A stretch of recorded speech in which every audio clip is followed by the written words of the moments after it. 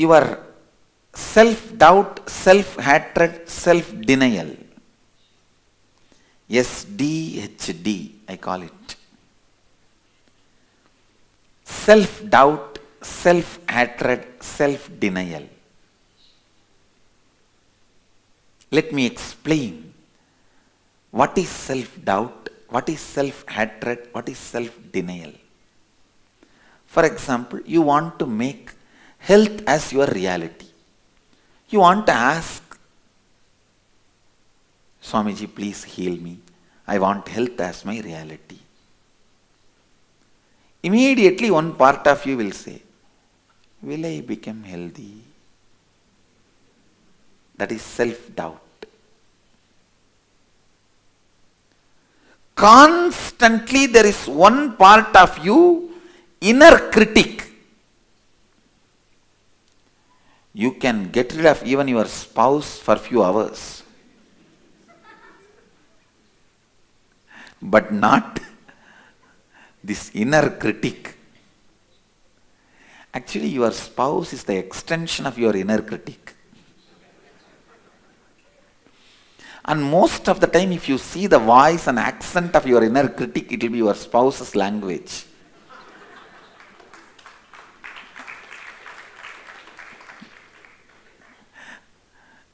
How many of you experientially understand what I am saying? Raise your hand. Relax. It's true. Others who have not raised the hand have come with their wives to the program. That is.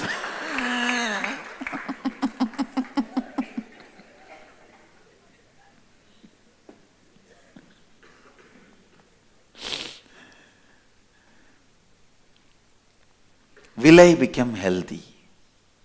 That is self-doubt. I think I have done too many wrong things. One, maybe I have done some karma, or I never maintained my health. I ate anything available which flies, walks, runs, swims. I have done so much karma.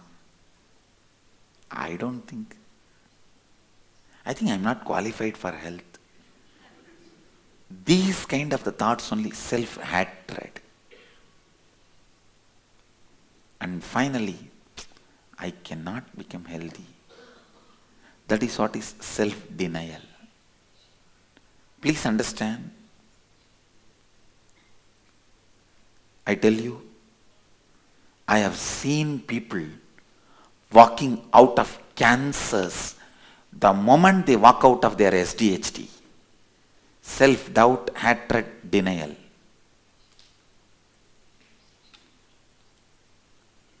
Just like ADHD, SDHD. But SDHD is the worst problem.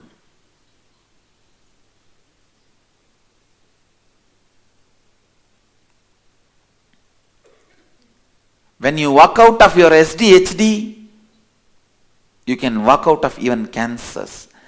Any disease which is psychosomatical, means which comes from your consciousness to your body, can be straight away healed the moment you walk out of SDHD. So there are some disease which comes from outside, like accident, bone fracture. Even in those diseases, the healing rate, healing quality can be drastically increased when you walk out of SDHD. If the cause of your disease is your consciousness, mind, inner space, just walking out of SDHD, you will walk out of the disease. Most of the cancers are nothing but your strong decision to commit suicide during the vulnerable, powerless moments of your life. Whenever you feel strongly powerless, you hate life, do not program yourself by saying, better let me die, I should die. Never ever utter those words. Never ever program yourself with those words.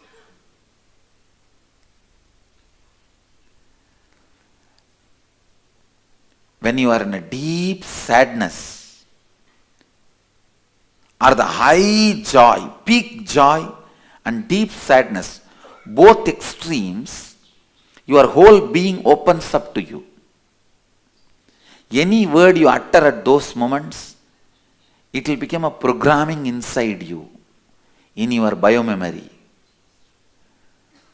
Do not utter words like, better let me die, I should not be alive, why this life? Don't utter these words. Because those words gets programmed in your biomemory and they are the root cause of cancer. Not just cancer, many of the terminal illnesses.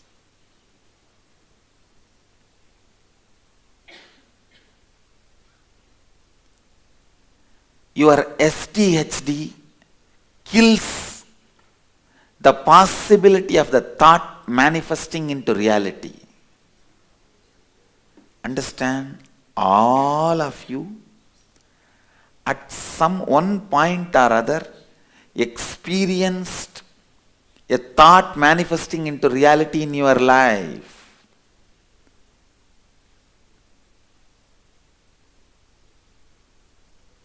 Ten years you have not seen some friend or a relative. Suddenly from morning, the moment you woke up, you are thinking about that person and you want to see the person in 10 minutes, he is there outside your door. When you open the door, you see, you are shocked. 10 years I have not remembered about you, I have not seen you. From today morning I was thinking about you. You are here. Same way. Phone rings, before even you pick up, you remember some strange person, some friend, somebody whom you have seen, you don't even remember in your regular life. You remember that person's name, you open the phone and he is talking from the other side. How many of you had this kind of experiences? Raise your hand. Every one of you at some point in your life experience power of thought. You brush it aside calling it coincidence. If it happens in one person's life once, you can call it as coincidence. If it happens in so many people's life so many times, can you call it as coincidence? How can you call it as coincidence? Many of you don't even want to believe your thoughts have power because all the time you are in the negativity, you know that. So you are afraid to believe your thoughts have power because you are not able to control many of your negative thoughts. Listen. How many of you really don't want to believe your thoughts have power because you can't control your negative thoughts? Raise your hand. True. Many times you don't want to believe. You don't even want to think your thoughts have power because too many negative thoughts.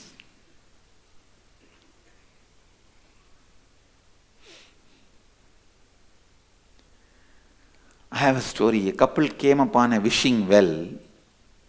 The husband leaned over and made a wish and threw in a penny. The wife made a wish too, but she leaned over too much, fell into the well and drowned. The husband was stunned for a moment, but then he smiled and said, "It really works."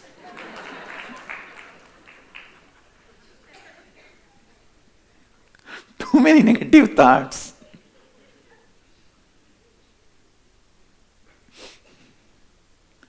Listen. Whether you want or not, accept or not, your thoughts has a power to become reality. Whenever they are not killed by the SDHD, they manifest as reality. Your negative thoughts, many negative thoughts don't become reality because of your SDHD even towards negative thoughts.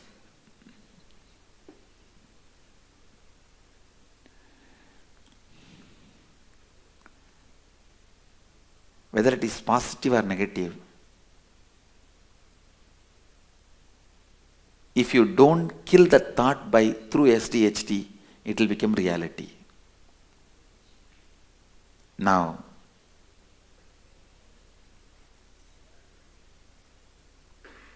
a thought you want to manifest into reality,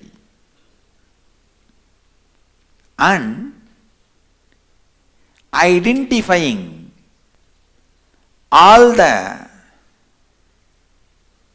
self-doubt, self-hatred, self-denial around that thought. Please understand, many times you think you want wealth, but you are always afraid of handling the responsibility which comes with wealth.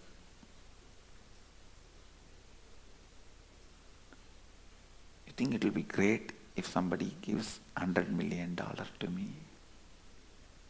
But along with $100 million, huge responsibility comes. Please understand. You don't want to take the responsibility, but you want wealth. Or you carry a deep hatred towards the lifestyle and attitude of wealthy people. Please listen. I am not saying you should praise the lifestyle and attitude of wealthy people, but as long as you carry a deep down hatred towards the attitude and lifestyle of the wealthy people, you will never accumulate wealth. Even when you start making wealth, you will collapse, fail, and again you have to start from the scratch. Because anything you carry deep down as a hatred, you will not allow yourself to reach there. Listen. If somebody with wealth misbehaved with you, disrespected you, abused you, or you imagine he abused you, he disrespected you. Many times the moment your friend or relative gets the wealth, you yourself imagine he is not going to respect you, he is not going to bother about you, he is going to abuse you. You yourself come to the conclusion. And you want to prove your conclusion. You try to do something, if he doesn't bother, you come to the conclusion, see, he has become wealthy, that's why he doesn't care about me. Authentically look in and answer. How many of you have done this kind of things in your life? Raise your hand. Already coming to the conclusion. If somebody becomes wealthy, they are not going to bother about me. Raise your hand, let me see. Great. Listen. If you have hatred towards the attitude and lifestyle of wealthy people, when you start accumulating wealth, you will always be afraid of you becoming like that. It means every moment you will also be pulled down, bogged down by the self-doubt, self-hatred and self-denial.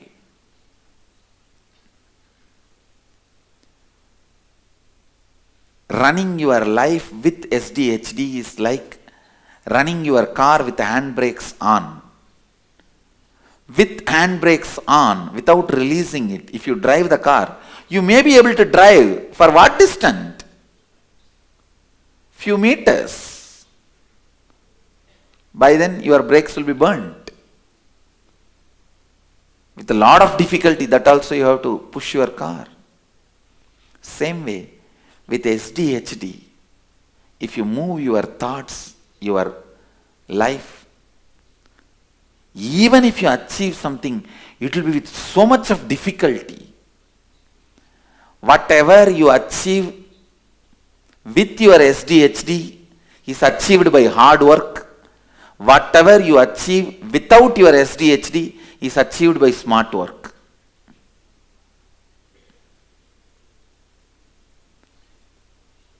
Only stupid people do hard work. Understand? If you are a hard worker, don't think it is cute. It is just stupidity. Let us be very clear. Please understand. I am not disrespecting you. I am not insensitive to you.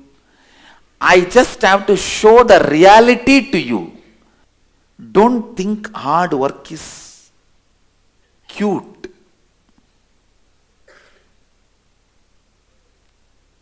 Smart work is the cutest.